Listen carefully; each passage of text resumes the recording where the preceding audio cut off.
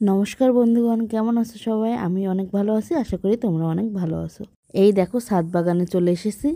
আজ আমরা লাল শাক তুলবো। এটি আমি বসিয়েছি 25 কেজি চালের বস্তাতে। বস্তাটি কেটে আমি বেড তৈরি করে নিয়েছিলাম।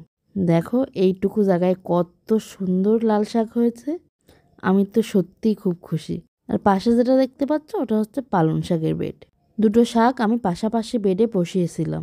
ডক্টর আমাকে বলেছিল হেলদি খাবার খেতে, তাই আমি বাড়ি এসেই কিছু হেলদি শুরু করে দিলাম। এবছর শীতকালটা শাকসবজি আমি ছাদ থেকেই তুলেছি।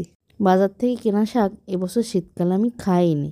আমি অনেক প্রকার শাকই ছাদে বসিয়েছিলাম। মূলা শাক, লাল শাক, পালং শাক, বউনটি শাক। আমার তো ছাদে বেশি জায়গা নাই। প্রথমে সব শাক লাগানোর পর তুলে আবার সেই জায়গায় আবার নতুন করে বীজ বসিয়েছি। এইভাবে 2-3 বার আমি শাক তুলেছি। এত ছোট জায়গায় একদম সারবিহীন এত সুন্দর যে শাক হবে আমি বুঝতেই পারিনি। আর দেখো কত তাজা শাকগুলো, একটা পোকামাকড়ও লাগেনি আমার কোনো শাকে। রাসায়নিক সার তো ব্যবহার করিনি, একটা কীটনাশকও ব্যবহার করা লাগেনি। আর এর স্বাদ এক কথায় অতুলনীয়। আমার বাড়ির মোস্ট অফ দ্য মেম্বারই অনেক খুশি। তোমরা কে কে লাল শাক খেতে পছন্দ করো আমাকে জানাবে। মাত্র একটা বেড থেকে দেখো কতগুলো শাক উঠছে। আর এই যে সবুজ সবুজ যে ফুলের মতো যে পাতা না, ওটার বলে আমরুল শাক। শাকটা হচ্ছে টক শাক, যেটা আমাদের স্বাস্থ্যের জন্য অনেক ভালো। আমি জানি না, আমি না এই শাকটা লাগাইনি, কিন্তু আমি এসে ধরে যখনই গাছ লাগাই তখনই ওই শাকটা আপনা আপনিই ওঠে।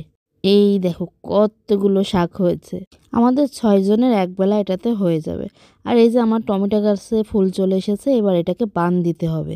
তো মা বললো আজ আর লাল শাক রান্না করবে না, তাই আমি এখানে এগুলো জল ছিটিয়ে রেখে দেবো, যাতে শাকগুলো শুকিয়ে না যায়।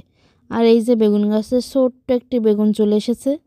তো এভাবে জল ছিটিয়ে রাখার পর যদি ভিজে ন্যাকড়া দিয়ে ঢেকে রাখা হয় না, তাহলে শাকগুলো তাজা থাকবে কাল পর্যন্ত।